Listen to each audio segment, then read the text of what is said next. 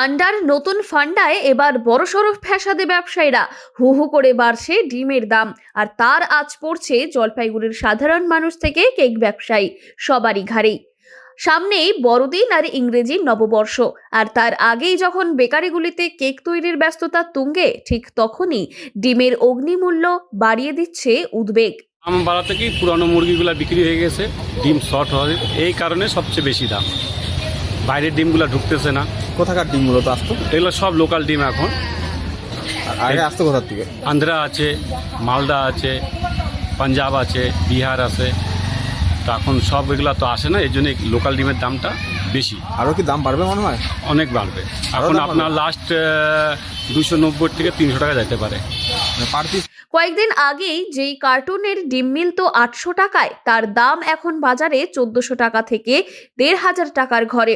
খুচরো বাজারে প্রত্যেক ডিম 9 টাকা দরে বিকোচ্ছে। ফলে একদিকে সরবরাহকারীরা সমস্যায়, অন্যদিকে কেক প্রস্তুতকারীদেরও মাথায় হাত। কিন্তু কেন এমন দাম বাড়ার কারণ কি? ডিম ব্যবসায়ীদের একাংশের দাবি, বর্তমানে শুধুমাত্র বাংলার ডিম দিয়েই বাজার চলছে। বাইরের রাজ্য থেকে ডিম না আসায় সরবরাহ কমে গিয়েছে অনেকটাই। সাধারণত ডিসেম্বরের আগে বাইরে থেকে ডিম আসায় দাম 6 টাকার আশেপাশে থাকে, কিন্তু এবছর সেই পথ বন্ধ থাকায় বাজারে ব্যাপক ঘাটতি তৈরি হয়েছে। সেই কারণেই ডিমের দামে আগুন।